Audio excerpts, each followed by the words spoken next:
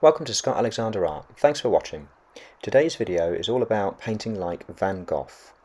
I want to show you how I used his technique from his painting Starry Night in my own work, and then hopefully you can learn and put it into your own work as well. Van Gogh is such an interesting painter. He's probably one of my favourites of all time. He was very good at creating expression, meaning and emotion through the techniques he used with his brushes. And I think that's one of the keys to understanding his work and the post-impressionist works more generally, is that they're looking at the content of the painting.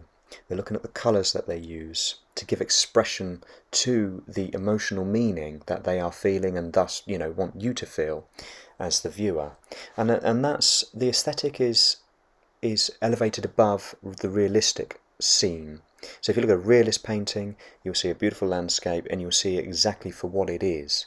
But with post-impressionism, it's more about the emotional content and the aesthetic meaning behind that, and how does it make you feel as the viewer. And I think that's one of the reasons it's one of my favourite periods of art. So hopefully by the end of the video you'll be able to use the techniques that you've seen in your own work, and then you can really think about what it is that you're trying to say in your painting. What do the colours mean or represent, for you, and then in turn for your viewer. So I think that's one of the really important things, is to start thinking about how it is that the way you paint and the way your colours lie next to one another help amplify the subject of your painting. Now, talking of the subject, the church that you can see of this painting is significant for the customer because that's where they were married many years ago. And one of the other things about the painting that they wanted was something Van Gogh-esque.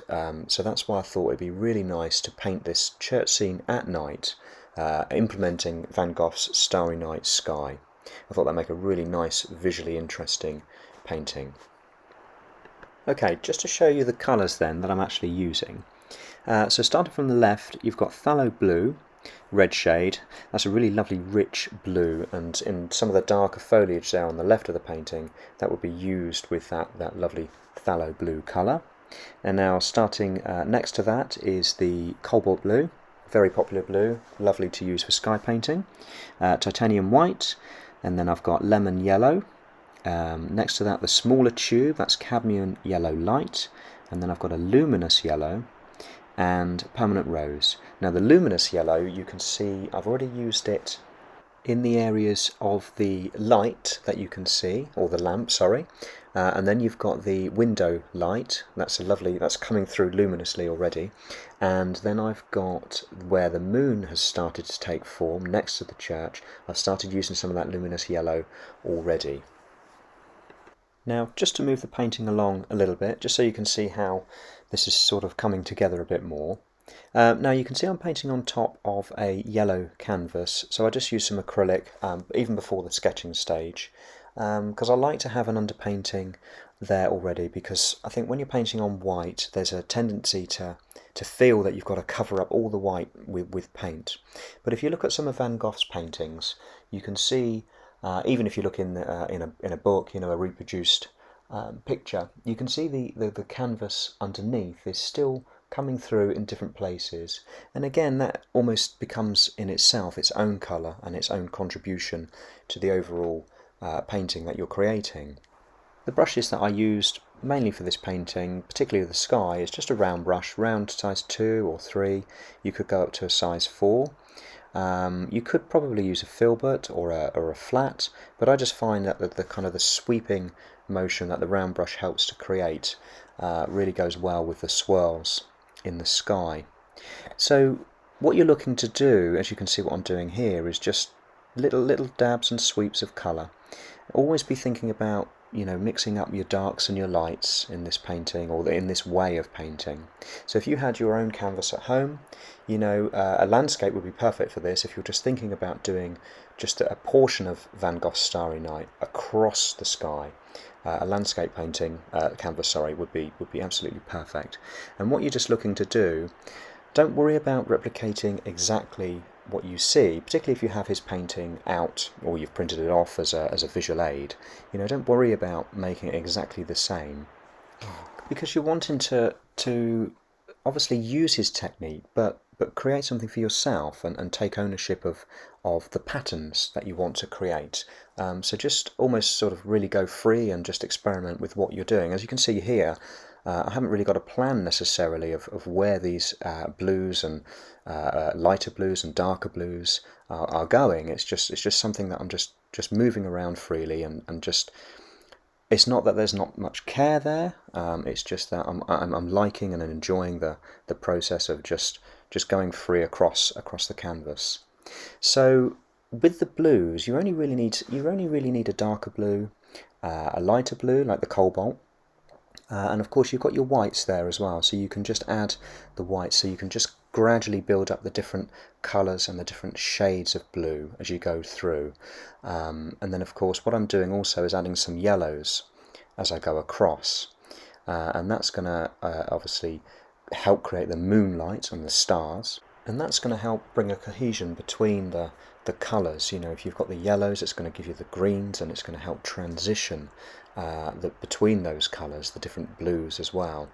And that's going to lend a cohesion to the swirls, you know, the chaos of the sky. It's going to do both. It's going to look cohesive and look right, but it's also going to have a kind of a chaoticness to it, which is something that's really interesting to look at.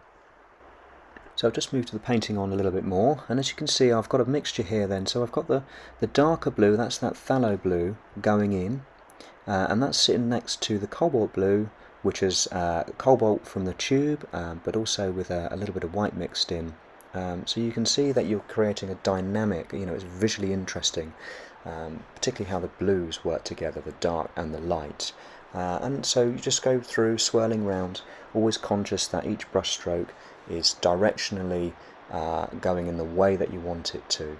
And also I've got at the very top of the painting, that's going to be darker, because normally when you look at a painting, a landscape painting, the sky at the top closest to you is going to be the darkest, and as it recedes and it goes into the distance, as it meets the ground level, it tends to lighten off a little bit. So I'm just conscious of those elements in this painting.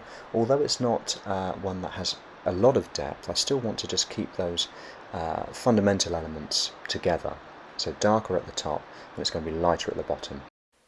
So I've just speeded up that footage now, just so you can get more of an idea of how it comes together a little bit more quickly than it would if it was real time. You can see also there is a little bit of permanent rose breaking up the blues in there. There's quite an interesting mix there, because if it's mixing with the white, it's going to be a little bit more pinky, but if it's mixing with the blue, it'll be a little bit more purple. So again, it's just going to add a little bit more complexity to the colours of the overall painting. So the sky of this painting then is coming towards the end now. So you can see the early groundwork of making the pattern has really sort of come together.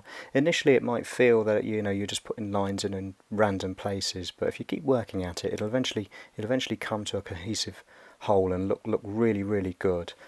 And just to get the brightness of the moon there, I used that luminous yellow paint mixed with just a little bit of white, not too much, because I still wanted the yellow to come through, because I think that works really well, and that was the same for the stars as well. Thank you for watching this demonstration of painting like Van Gogh. Starry Night is one of my favourite paintings of his, so to be able to use his style and technique in my own work was really good and fun to do. So I hope you have a go yourself and enjoy it as well, and thanks again. See you in the next one.